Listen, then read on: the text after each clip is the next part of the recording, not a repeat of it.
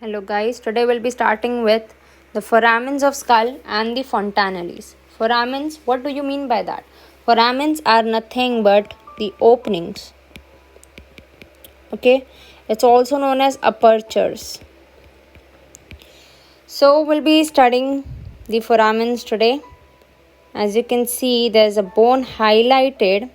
This view of the skull is the basal view of the skull. How does a skull look from the base?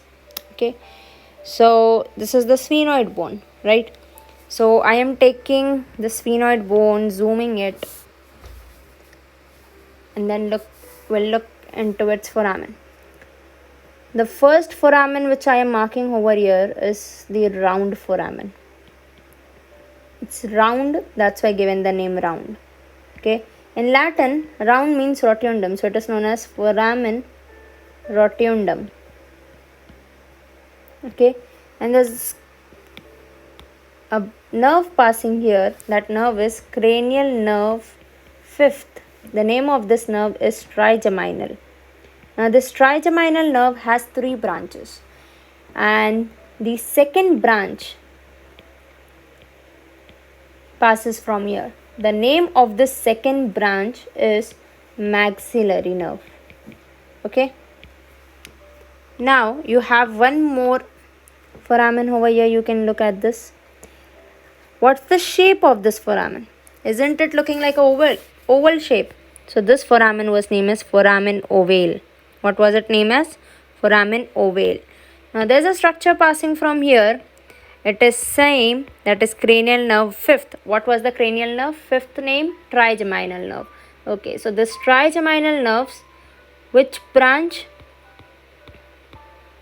1 minute.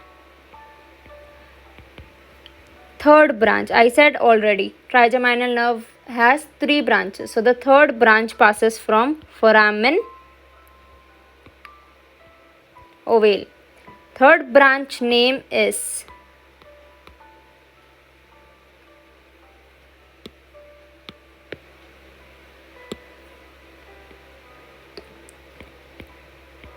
mandibular nerve. What is the name of the third branch of trigeminal nerve? It's mandibular. Now there's one more foramen left into the sphenoid bone still. This very small foramen. Can you see it? This foramen is named as foramen spinosum. What will pass from here? Here passes the middle meningeal artery. It supplies the meninges of the brain. What are meninges? Meninges are nothing but they are the coverings of the brain. Okay. So there's foramen rotundum, that is foramen round, which from where passes the maxillary nerve, branch of the trigeminal nerve, second branch. The third branch passes from the foramen ovale. The third branch name is mandibular. From the foramen spinosum, middle meningeal artery passes. That's it. Now there's one more foramen left for you to study. Very important one, superior orbital fissure. The superior orbital fissure, its opening is into the orbit. See into the anterior view. This is the anterior view, right? So if you look at the anterior view, where is it present? It is present at the superior surface of the orbit. I said you, this is the orbit. Here your eye is located, right? Eyeball. So at the superior surface of the orbit, right besides the nose, right? So here is superior orbital fissure. And this will open into the cranium, into the, which bone is this? A butterfly shaped bone. What bone is it? Sphenoid bone. Okay. What passes from this superior orbital fissure? From here passes trigeminal nerve's first branch.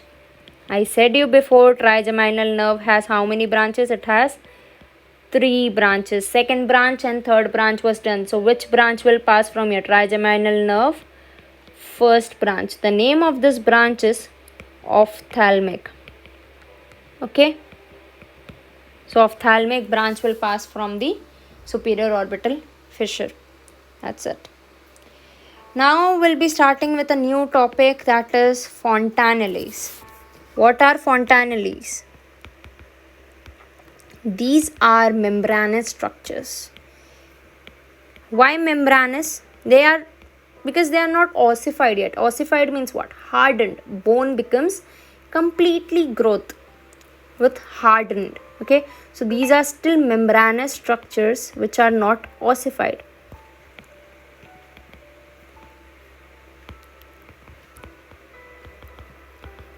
And why is it there? It helps the baby to pass during the birth canal. During the birth of the baby, it helps it to pass through the birth canal. Now you have 3 fontanelles. Okay, the first one we'll be studying is anterior fontanelle. Then we'll look into the posterior fontanelle. Then you have 4 lateral fontanelles. The closure of this fontanelle is very important. Okay, so this one you can see right here, right? This is anterior fontanelle. You can see this is the face of the baby, right? So this one at the anterior side is the anterior fontanelle. Where is it present? This is the sagittal suture. This is the coronal suture. The place where the sagittal and coronal was meeting was known as which point? It was known as bregma point. So where is the anterior fontanelle present? It is present at bregma point. It is present at bregma point. Now the second point which you need to know, this is the largest fontanelle. Largest, and what is the shape? What shape can you imagine by looking at this? It's diamond shape. It is diamond shape. And when will it close? It closes at around 1 to 1.5 year of age. And if I tell in 2 months, then it is around 12 to 18 months. Okay. Now the posterior fontanelle at the lambda point. This posterior fontanelle will close at 3 months. It will close at 3 months. It is, where is it present? Present at lambda. Okay, where the the sagittal sutures and the, which suture was there? Lambda suture. So it is present at lambda.